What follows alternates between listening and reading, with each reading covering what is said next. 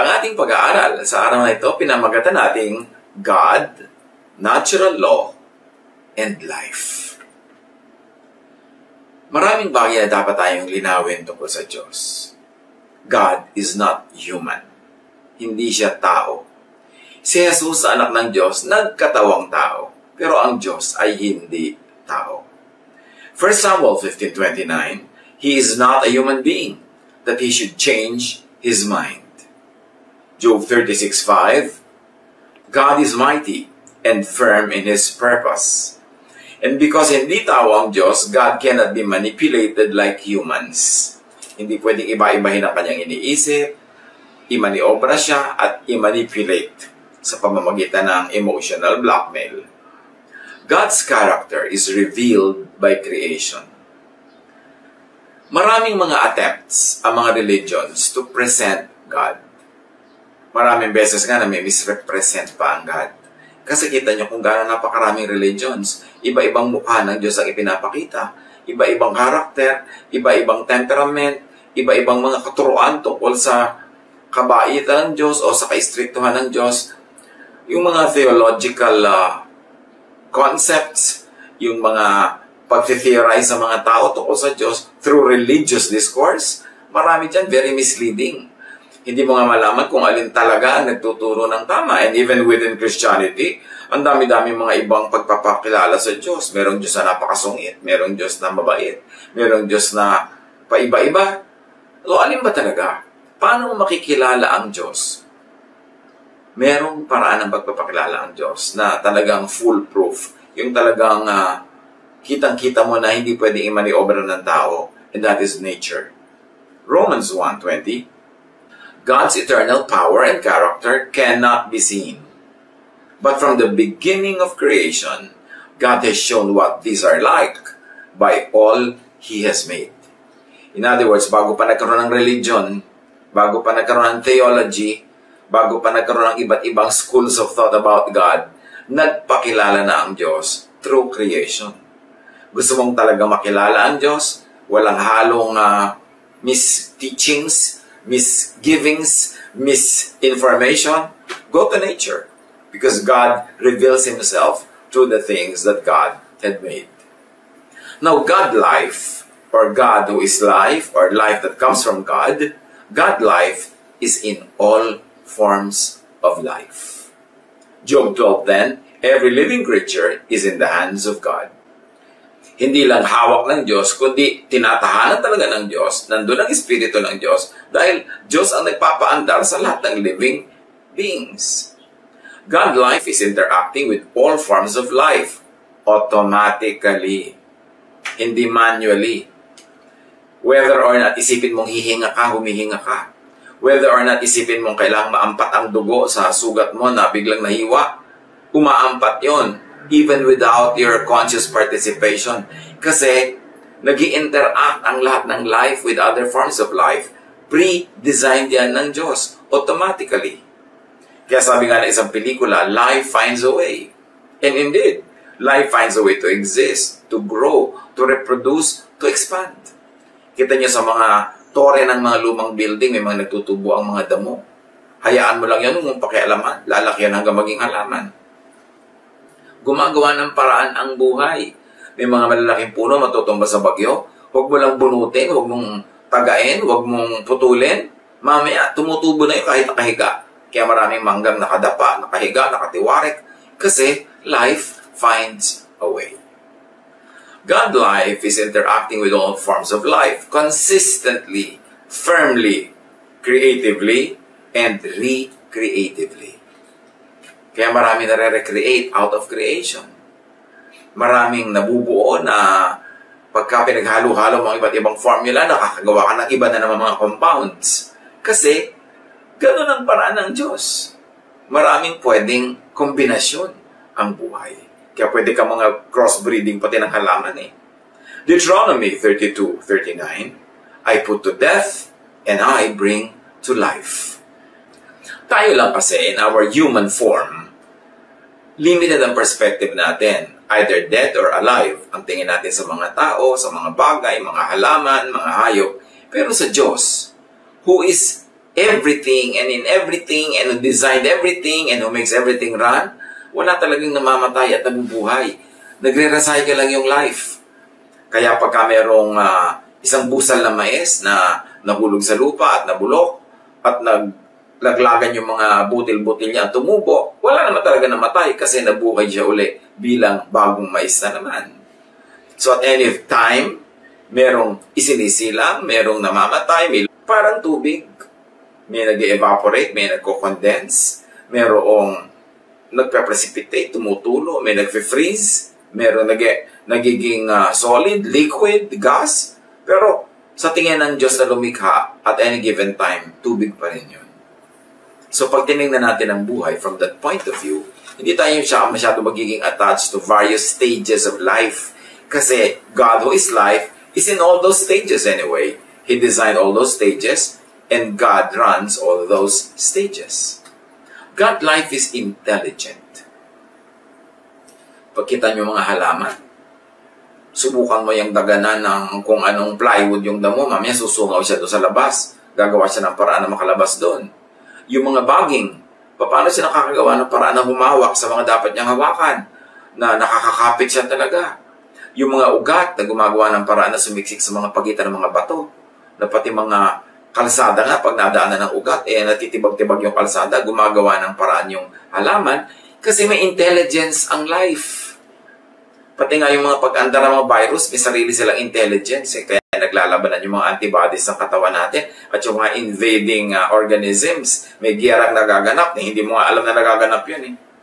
Yung bigla ka nilagnat, yung pala yung katawan mo, gumawa ng paraan na itaas ang temperature para tupukin niya yung mga pumapasok na mga mikrobyo na hindi kayang mabuhay sa mainit na temperature. Hindi mo iniisip gawin yun.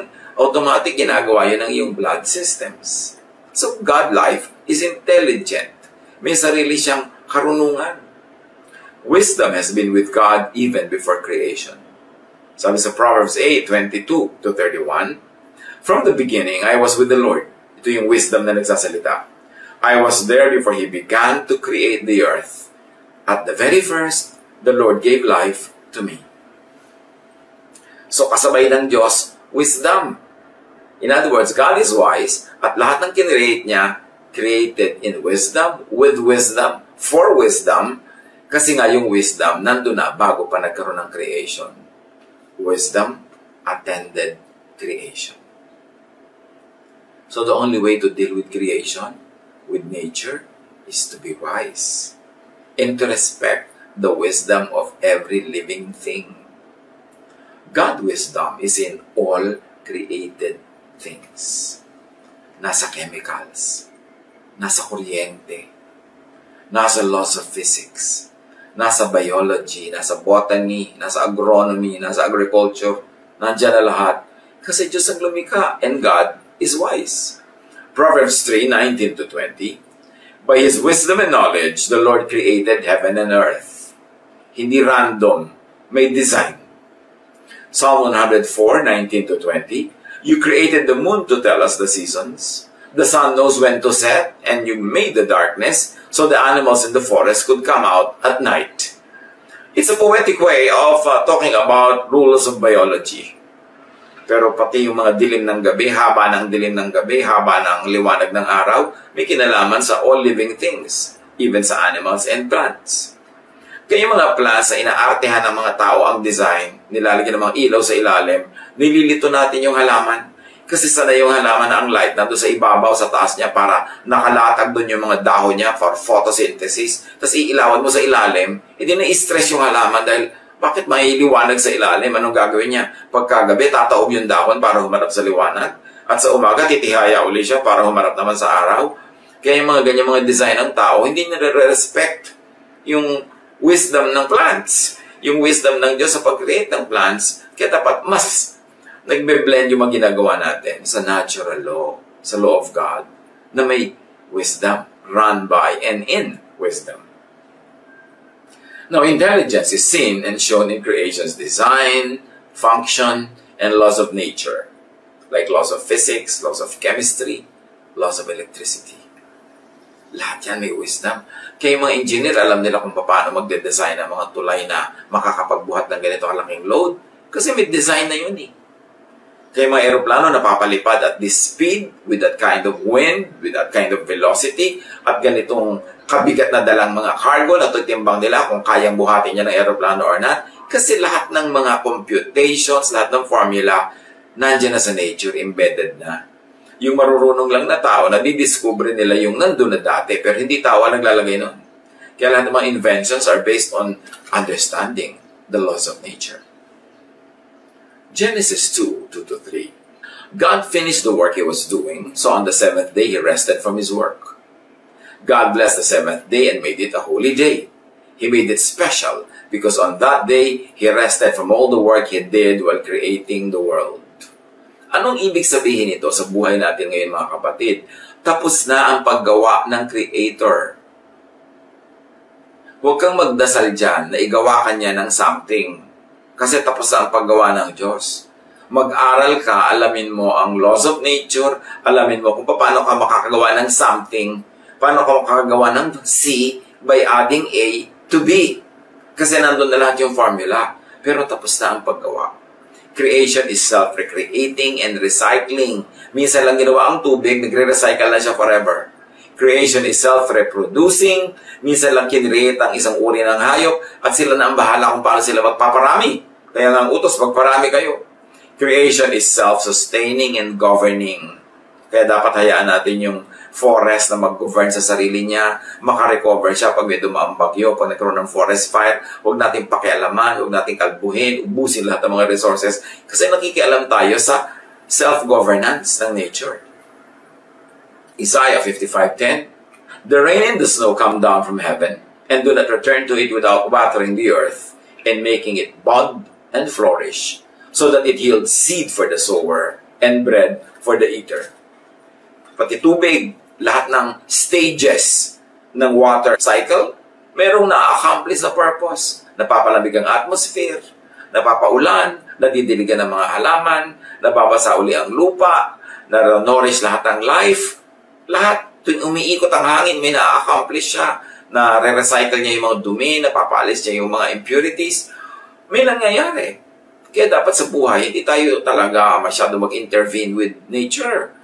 Manatili tayo sa ating mga settlements, sa ating mga bahay, sa ating mga cities and towns, at hayaan natin yung mga bundok na maging bundok.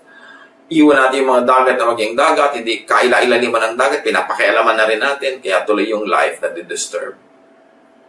Ecclesiastes 1:4-7.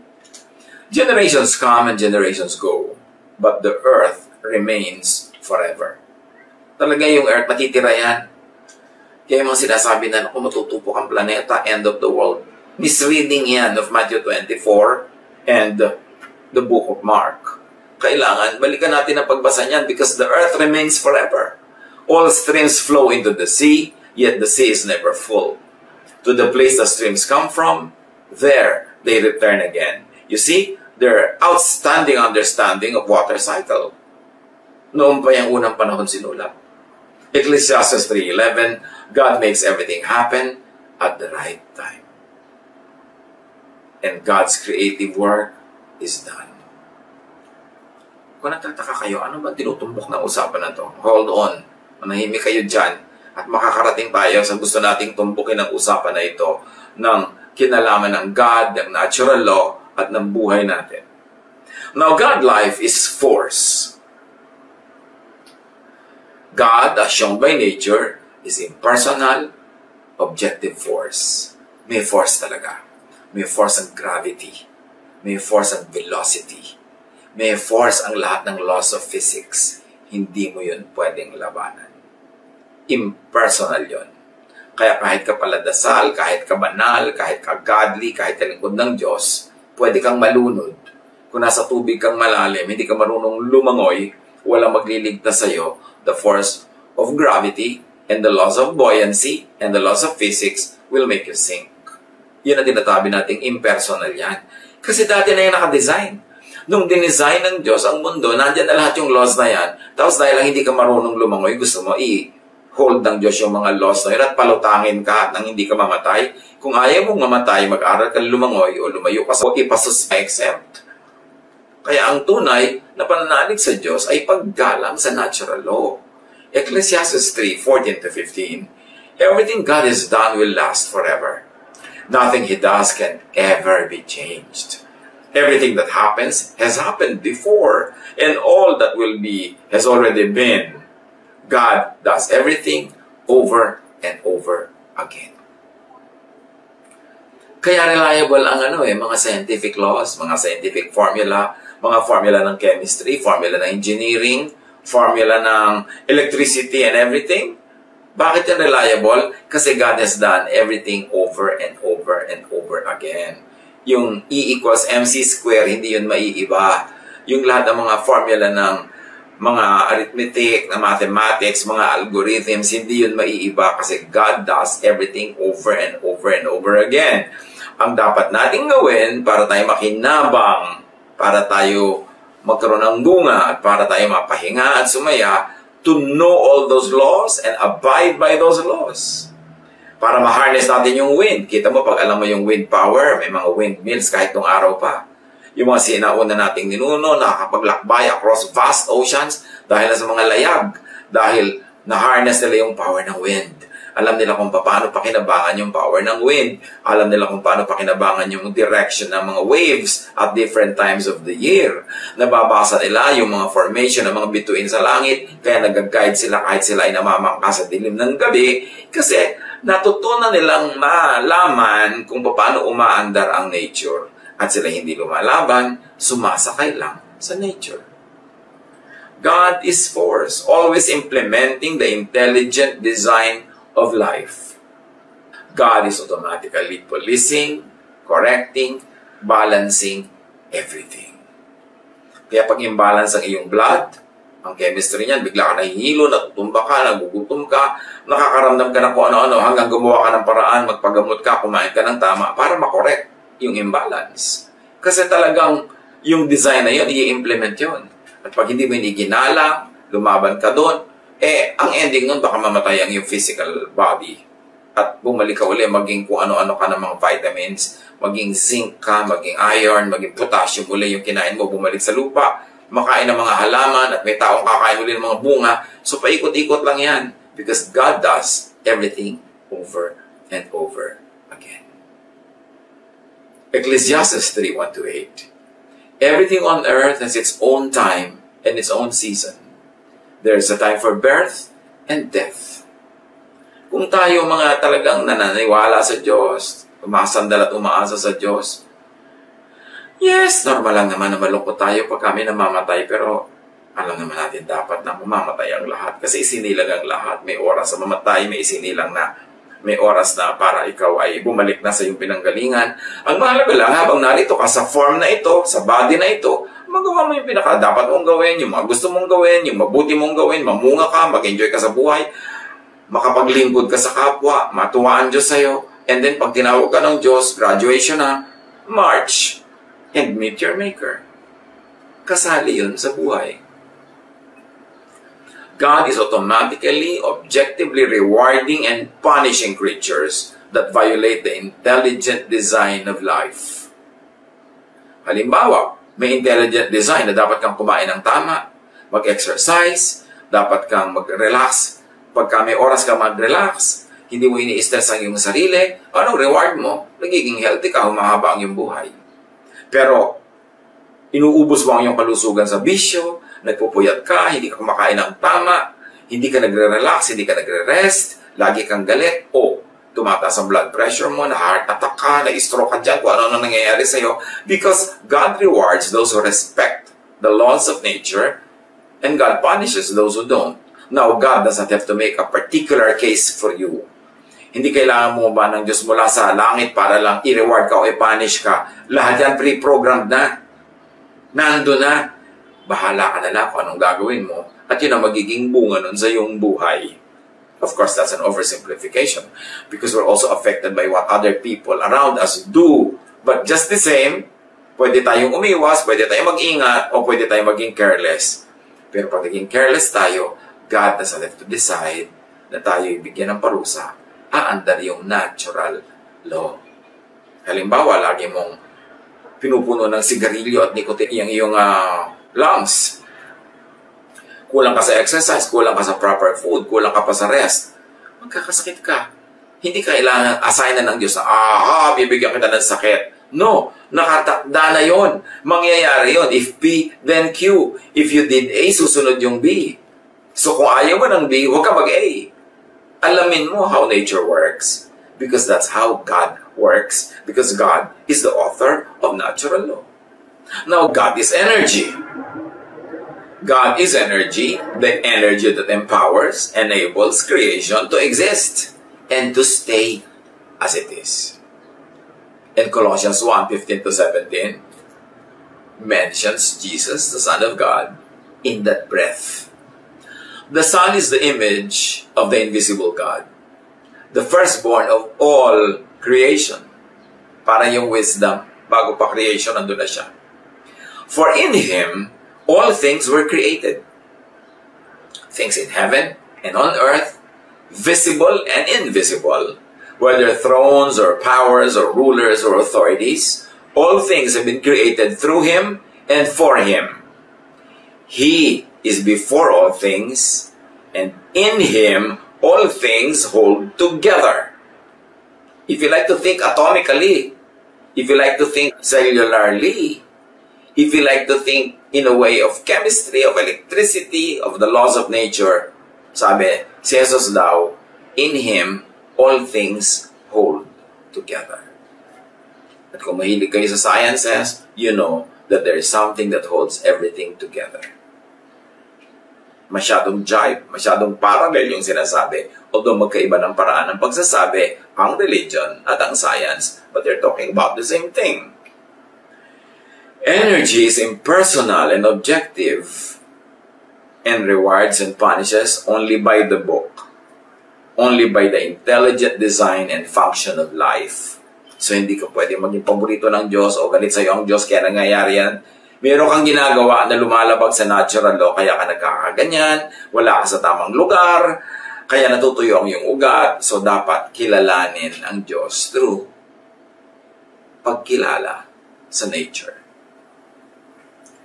Now, many people are frustrated with religion. Sabi lang, hindi naman totoo yung mga promises. Ba't dasal ako ng dasal? Walang nangyayari. Bakit pinagdasal ko mabuhay yung nanay ko tapos namatay? Bakit pinagdadasal ko na yumaman ako? Hindi naman nangyayari. Well, religion frustrates when it humanizes and over-anthropomorphizes God. Yung pinagmumukhang tao talaga ang Diyos. Religion frustrates when it imbues God with subjective feelings and emotions, and teaches that God could be manipulated by and through prayer, through offering and sacrifice. Now, that's a mouthful. Let me say it another way. Maraming religious teachings, pag inasahan mo, mabibigo ka. Kasi maraming religious teachings ang itinuturo ang Diyos ay tao na pwedeng umutan, pwedeng hingan, pwedeng i-manipulate, pwedeng magbebi-babyhan ka sa harap ng Diyos at magnene-nenean ka para ibigay sa yung gusto mo. Maraming nabibigo doon.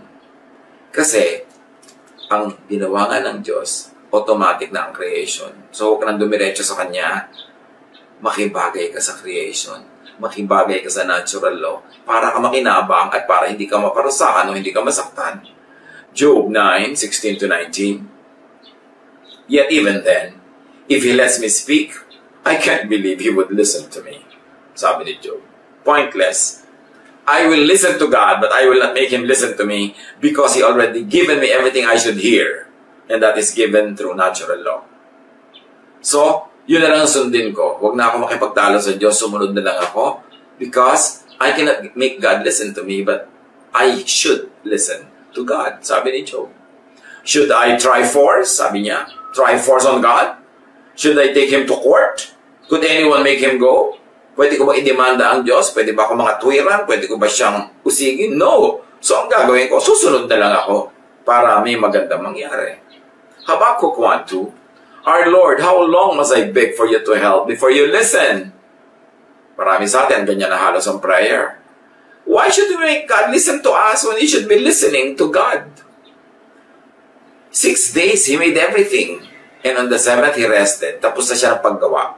So bakit natin siya paggagawain uli? Bakit natin ipapa-remodel, restyle ang mundo para lang mag-fit sa kailangan natin at gusto natin. Dapat tayo ang makinig. Ginawa na niya yan. Mag-adjust tayo. Sumunod tayo. Nandun ang reward. Psalm 40 verse 6, sacrifices and offerings are not what please you. Gifts and payment for sin are not what you demand. 1 Samuel 15:22, but Samuel answered, which pleases the Lord more, burnt offerings and sacrifices, or obeying His commands? It is better to obey the Lord than to offer sacrifices to Him. It is better to listen to Him than to offer fat from rams. So, itong Psalm 40 verse 6 at 1 Samuel 15, isa lang ang sinasabi. Gusto mong matuwa sa'yo ang Diyos, huwag mong daanin sa uungot, huwag mong dadaanin sa mga offering, huwag mong daanin sa mga suhol-suhol at pagdadasal-dasal dyan. Ang gawin mo, sumunod ka sa Kanya. Obedience is better than sacrifices or offerings. And obedience to God is not only obedience to religious laws. Kasi maraming religious laws, invento lang yan ng mga priests, invento ng mga religious leaders, invento ng mga congregations. So, paano ka nakakatiyak na pag sumunod ka dyan, mapipilis nga ang Diyos?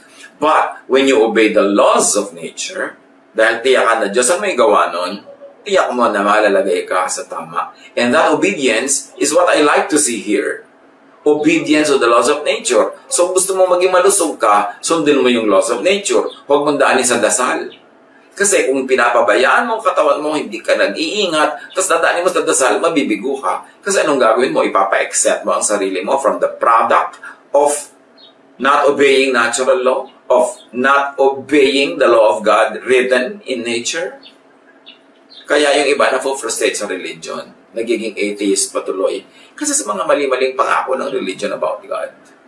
Pinagkokontra-kontra nila yung religious teaching at yung science. Samantalang yung religious teaching nga maraming tao, invento lang yan Pero yung laws of nature, laws of science, din may invento ng tao, nandun yan.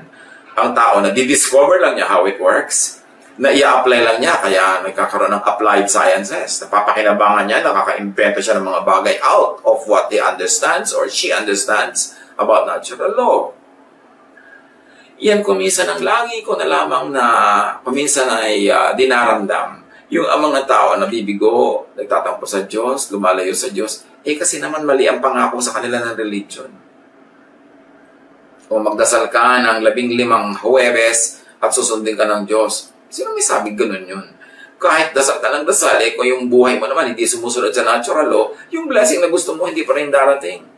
Yung ang tamad-tamad mo, sinabi na that what you plant, you harvest, tapos wala ka pinaplant, tapos dasal ka ng dasal na mag-harvest ka, mangingisay ka kada dasal, pero wala ka ma-harvest. Then magagalit ka sa Diyos, magtatampo ka, kasi nga, wrong yung teaching ng religion.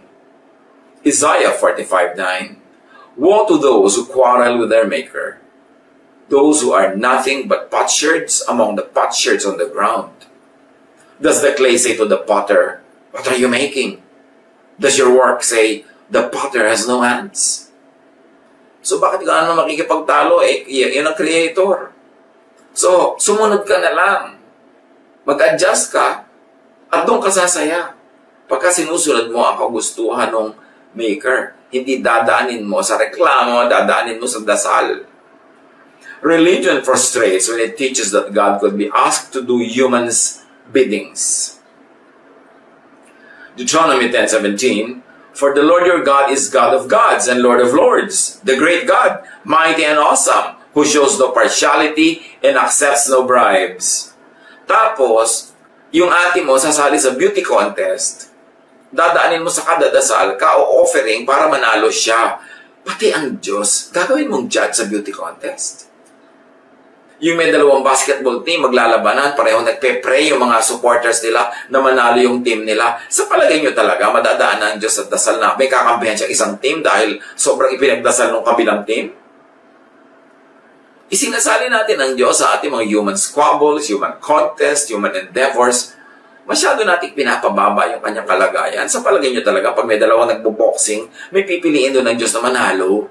Siyempre nanalo yung nanalo kasi nakakondisyon ang katawan niya, kasi tama ang timing niya, kasi tama yung stroke niya, naka-earn siya ng mga points, at kinasihan siya ng mga judges. All of these things nagkakalakip-lakip.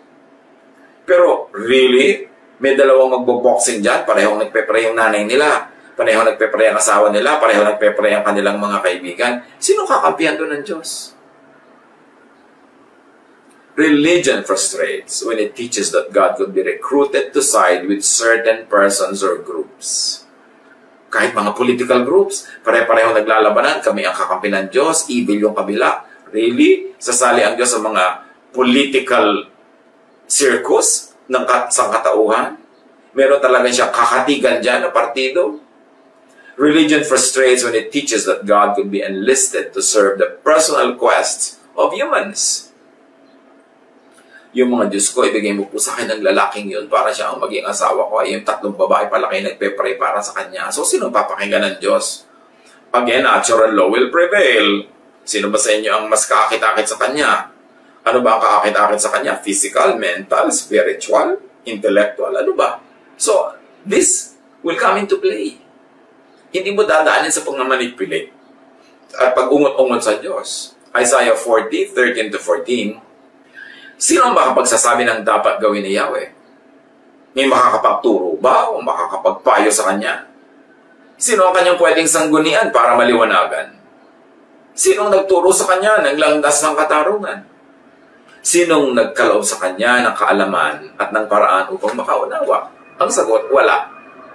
So, huwag tayong makialam sa ganyang mga bagay. Religion frustrates when it teaches that God could be convinced to live the impersonal objective laws of life, of nature, to cater to humans' needs, wants, and whims. 2 Samuel 12, 16-18. David prayed to God for the baby. David fasted and went into his house and stayed there, lying on the ground all night. The elders of David's family came to him and tried to pull him up from the ground, but he refused to get up or to eat food with them. Do you think that would be enough? On the 7th day, the baby died. So, hindi nadaan sa dasal. Hindi nadaan sa fasting. May ibang layunin ng Diyos. Kung minsan, nabuhay yung bata, gumaling yung may sakit, akala natin nadaan sa dasal. No, yun lang talaga ang kalooban ng Diyos. Kasi, kung nadadaan sa dasal ang pagpapagaling, kung Diyos ang magpapagaling niyan dahil ipinagdasal mo, paano yung mga walang nagdadasal para sa kanila, so hindi na sila gagaling? Anong ibig sabihin nun? Napakahalagang unawain natin, yung kalooban ng Diyos ay magaganap, at magaganap, kahit ka magdasal ng magdasal against it, o kahit di ka magdasal. Kasi may sariling kalooban ng Diyos. Pero para malagay ka in the center of that will, mag-flow ka sa will ng God, sundin mo yung mga alam mong utos niya through natural law. And then, ang laki-laki ng chances na yung gusto mo mangyayari. Pero hindi pa rin yung guarantee. Kasi sabi nga ng Ecclesiastes, time and chance happens to all. Minsan, walang dahilan na naiintindihan ng tao, Diyos lang nakakaintindi, pero sabi nga ng iba, ang tawag doon, and even the Bible calls it, may mga dinarat na ng malas. At kung nangyari yun, huwag mong personalin. Get on with life.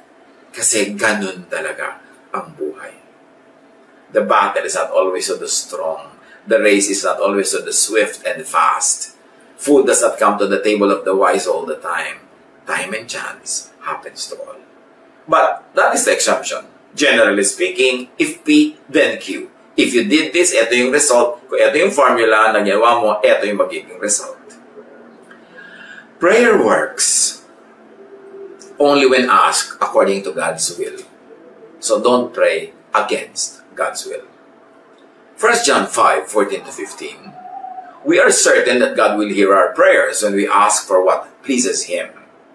And if we know that God listens when we pray, we are sure that our prayers have already been answered. So pray in accordance with God's will. And nature shows us clearly God's will. Sometimes religious doctrine also shows us. Sometimes religious papers show us. Pero ang pagpapakilala ng nature sa Diyos, unassailable, laging tama. Prayer works only when asked according to God's will. Psalm 103, 17-18. But from everlasting to everlasting, the Lord's love is with those who fear Him. and his righteousness with their children's children, with those who keep his covenant and remember to obey his precepts. And remember, covenant doesn't always mean religious covenant, because yung covenant ng God with humans and with all life is written in the laws of nature. If you did this, this will happen to you. So obey this, ito magiging bunga. At sunduin natin yung precepts. And precepts of God is not always religious doctrine. These are all natural laws also. Prayer works only when asked according to God's will, which is natural law. God's will is natural law. Or life's objective, intelligent design, force, and energy. Yan ang pagpapakilala ng Diyos all throughout time. Psalm 104 verse 5, you build foundations for the earth and it will never be shaken. Hindi natin maiiba yung nilikha ng Diyos. Psalm 92, 12-15, the righteous will flourish like a palm tree, proclaiming, the Lord is upright. He is my rock, and there is no wickedness in him. And here, righteous means submissive to God's creative natural law. Therefore, blessed. Yung righteousness doesn't always have to be defined in religious terms. Because when you are submissive to God's creative and natural law, you are submissive to God. Therefore, you are right and you are righteous. Ang laki kasi ng nagiging disadvantage pag pinaghihiwalay yung religious at scientific principles. Para magkalaban, no.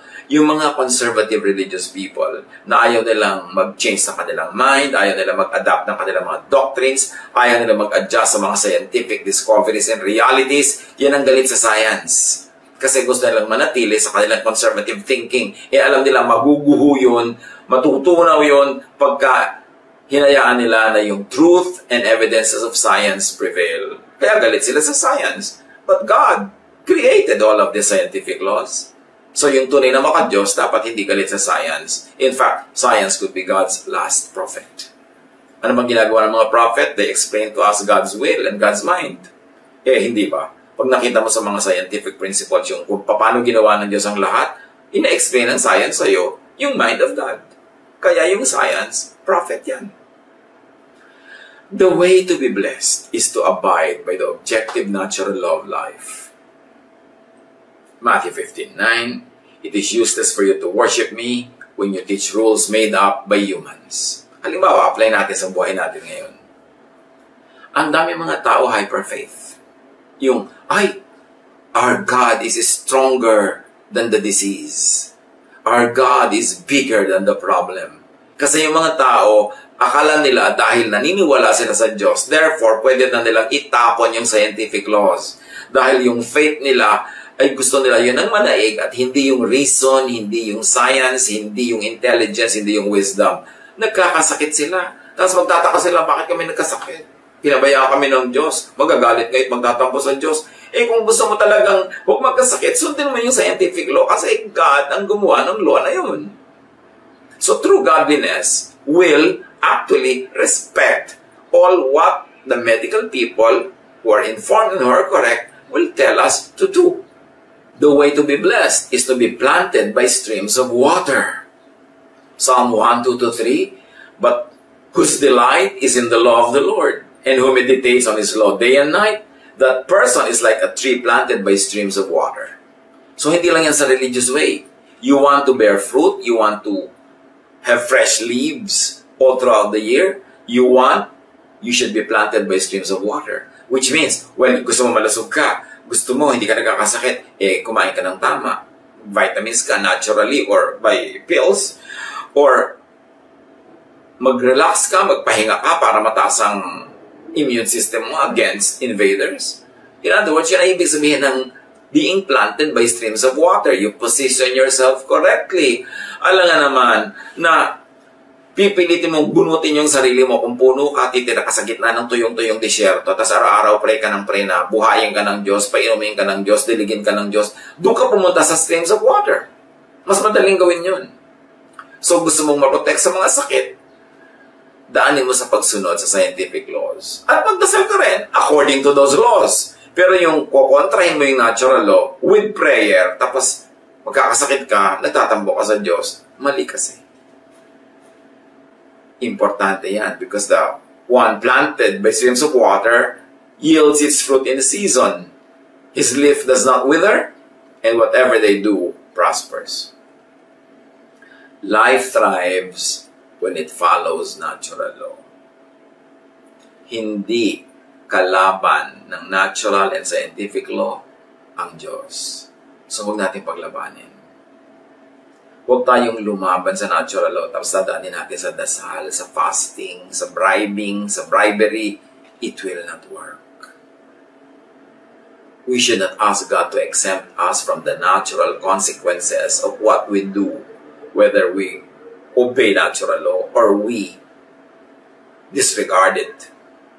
Importante, sabi sa James 4:8, come near to God and He will come near to you. You can do that in a spiritual way. You can do that in a practical, scientific way. Pag pinapalusog mo ang iyong sarili, papalusugin ka ng Diyos. Generally, minsan talaga mayroong time and chance. Pero pagka kumakain ka ng tama, natutulog ka ng tama, nagpapahinga ka, generally, expectedly, magiging malusog ka. You want to please God? You want to receive God's blessings? You want to have a blessed life? Obey natural law. That is God's purest law. God bless all of us.